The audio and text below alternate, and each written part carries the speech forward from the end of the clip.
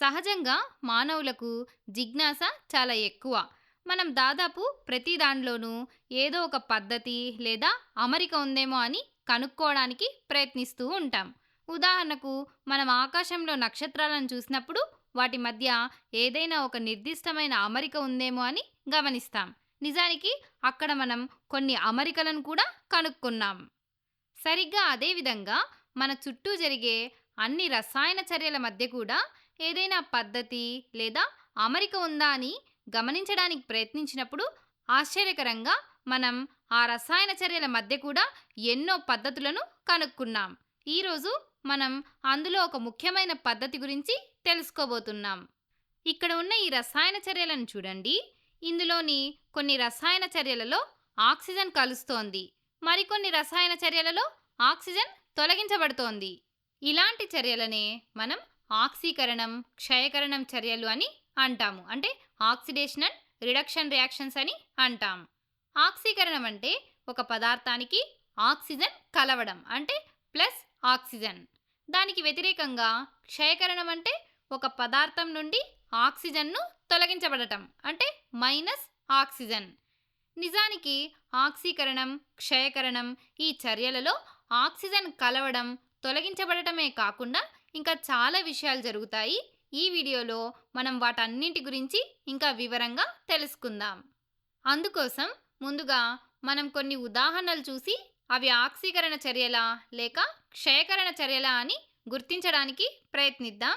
మొదటి ఉదాహరణను చూడండి. ఈ ఉదాహరణలో మెగ్నీషియం ఆక్సిజన్తో చర్య జరిపి మెగ్నీషియం ఆక్సైడ్గా ఏర్పడుతోంది. అంటే ఇక్కడ చర్యకు ముందున్న మెగ్నీషియం లోహానికి చర్య తరువాత ఆక్సిజన్ వచ్చి కలిసింది. ఈ విధంగా ఒక మూలకానికి ఆక్సిజన్ కలిస్తే ఆ చర్యలను ఆక్సీకరణం అంటామని మనం ఇంతకు ముందే తెలుసుకున్నాం కదా. కాబట్టి ఇది ఒక ఆక్సీకరణ చర్య. ఇప్పుడు రెండవ ఉదాహరణను చూడండి. ఈ ఉదాహరణలో జింక్ ఆక్సైడ్ కార్బన్తో చర్య జరిపి జింక్ మరియు కార్బన్ మొనాక్సైడ్గా మారుతోంది. ఇక్కడ మనం మొదట జింక్ లోహాన్ని తీసుకుంటే ఇది చర్యకు ముందు ఆక్సిజన్తో కలిసి జింక్ ఆక్సైడ్గా ఉంది. కానీ చర్య జరిగిన తర్వాత చూస్తే జింక్ ఆక్సైడ్ నుండి ఆక్సిజన్ పూర్తిగా తొలగించబడింది. ఈ విధంగా ఒక పదార్థం నుండి ఆక్సిజన్ తొలగించబడితే దాన్ని క్షయకరణం అంటామని మనకు తెలుసు. కాబట్టి ఇక్కడ జింక్ క్షయకరణం చెందింది. కానీ ఇదే చర్యలో మనం ఒకసారి కార్బన్ను చూస్తే చర్యకు ముందు కార్బన్ ఒంటరిగా ఉంది. కానీ చర్య పూర్తయిన తర్వాత దానికి ఆక్సిజన్ వచ్చి చేరి కార్బన్ మొనాక్సైడ్గా మారింది. కాబట్టి ఈ చర్యలో కార్బన్ ఆక్సీకరణం చెందింది. ఆశ్చర్యకరంగా ఈ రసాయన చర్యలో ఒక పదార్థం ఆక్సీకరణం చెందింది, మరొక పదార్థం క్షయకరణం చెందింది కదా. ఇలా ఒకే చర్యలో ఆక్సీకరణం, క్షయకరణం రెండూ జరిగితే వాటిని మనం రెడాక్స్ చర్యలు లేదా ఆక్సీకరణ క్షయకరణ చర్యలు అని పిలుస్తాము. వీటి గురించి మనం తర్వాతి వీడియోలో ఇంకా వివరంగా తెలుసుకుందాం. సరే, ఇప్పుడు మూడవ ఉదాహరణను చూస్తే ఈ ఉదాహరణలో కాపర్ ఆక్సైడ్ హైడ్రోజన్తో చర్య జరిపి కాపర్ మరియు నీరును ఏర్పరుస్తోంది. అంటే ఇక్కడ చర్యకు ముందు కాపర్ ఆక్సిజన్ను కలిగి ఉంది. కానీ చర్య తర్వాత అది ఆక్సిజన్ను కోల్పోయి కేవలం కాపర్గా మిగిలిపోయింది. ఇక్కడ ఆక్సిజన్ తొలగించబడింది. కాబట్టి కాపర్ ఆక్సైడ్ క్షయకరణం చెందింది అని మనం సులభంగా అర్థం చేసుకోవచ్చు. అదే సమయంలో ఈ చర్యలో పాల్గొన్న హైడ్రోజన్ను గమనిస్తే ప్రారంభంలో హైడ్రోజన్ ఆక్సిజన్తో కలిసి లేదు. కానీ చర్య పూర్తయ్యేసరికి అది ఆక్సిజన్తో కలిసి నీరు అంటే H2Oగా మారింది. కాబట్టి హైడ్రోజన్ ఆక్సీకరణం చెందింది. సరే, ఇప్పుడు నాలుగవ ఉదాహరణలో కాపర్కు నేరుగా ఆక్సిజన్ కలవడం వల్ల కాపర్ ఆక్సైడ్ ఏర్పడుతుంది. అంటే ఇక్కడ కాపర్ ఆక్సీకరణం చెందింది. అదేవిధంగా మరొక ఉదాహరణలో సోడియం ఆక్సిజన్తో చర్య జరిపి సోడియం ఆక్సైడ్గా మారుతోంది. అంటే ఇక్కడ కూడా సోడియంకు ఆక్సిజన్ వచ్చి చేరింది కాబట్టి సోడియం కూడా ఆక్సీకరణం చెందింది. సరే, ఇప్పటి వరకు మనం ఆక్సిజన్ కలపబడితే ఆక్సీకరణమని, ఆక్సిజన్ తొలగించబడితే క్షయకరణమని నేర్చుకున్నాం కదా. అయితే ఈ ఆక్సీకరణం, క్షయకరణ చర్యలను కేవలం ఆక్సిజన్ ఆధారంగా మాత్రమే కాకుండా హైడ్రోజన్ ఆధారంగా కూడా మనం నిర్వచించవచ్చు. ఒక పదార్థం నుండి హైడ్రోజన్ తొలగించబడితే దానిని ఆక్సీకరణ చర్య అని అంటాము. అలాగే ఒక పదార్థానికి హైడ్రోజన్ కలిస్తే దానిని క్షయకరణ చర్య అని అంటాము. అయితే ఇక్కడ మీకు మనం ఎందుకు ఇప్పుడు హైడ్రోజన్ గురించి మాట్లాడుతున్నాం, ఆక్సిజన్కు హైడ్రోజన్కు ఎందుకు వ్యతిరేక ప్రభావాలు ఉన్నాయని సందేహాలు రావచ్చు. ఇంకా ఆక్సిజన్ కలిస్తే ఆక్సీకరణం అంటున్నాం, కానీ హైడ్రోజన్ తొలగిస్తే కూడా ఆక్సీకరణం అంటున్నాం. ఇదంతా వినడానికి కొంచెం గందరగోళంగా ఉంది కదా. అయితే ఈ విధంగా ఆక్సిజన్కు హైడ్రోజన్కు ఎందుకు వ్యతిరేక ప్రభావం జరుగుతుందో ఈ వీడియో చివరిలో నేను మీకు పూర్తిగా వివరిస్తాను.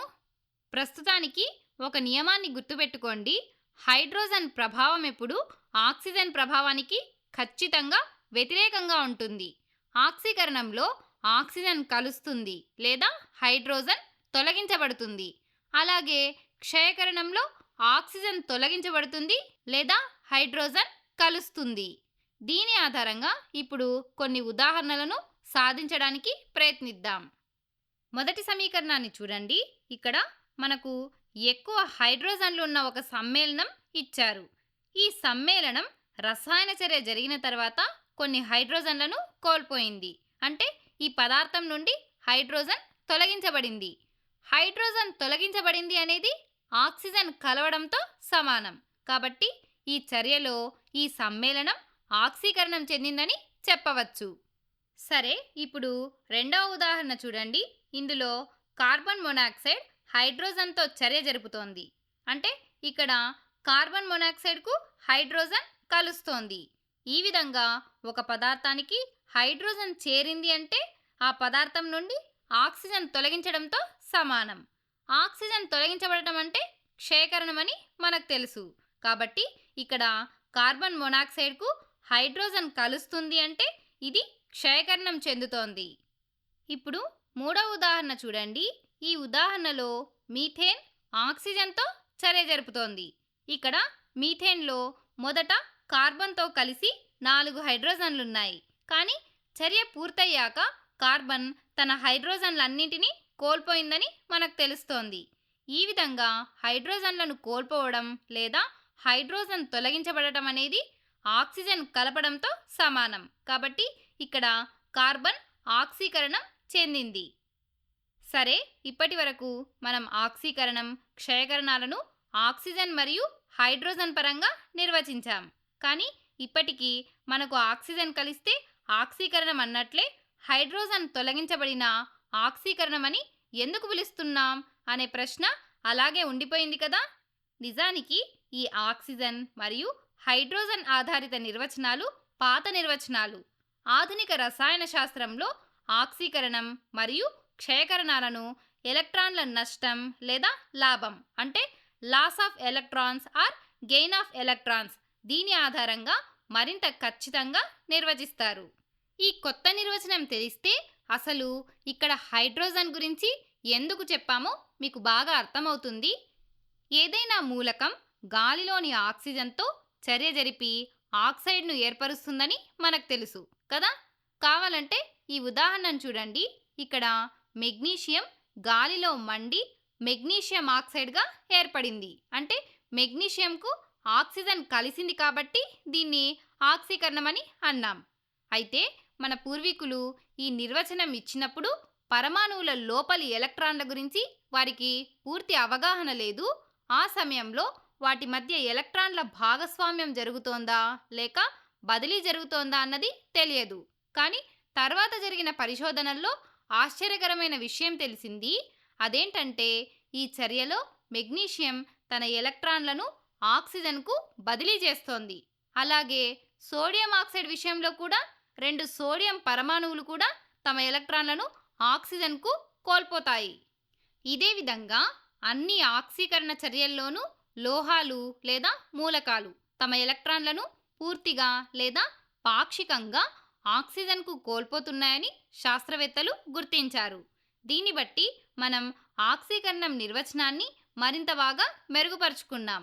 ఇప్పుడు మనం ఆక్సిజన్పై మాత్రమే ఆధారపడాల్సిన అవసరం అస్సలు లేదు.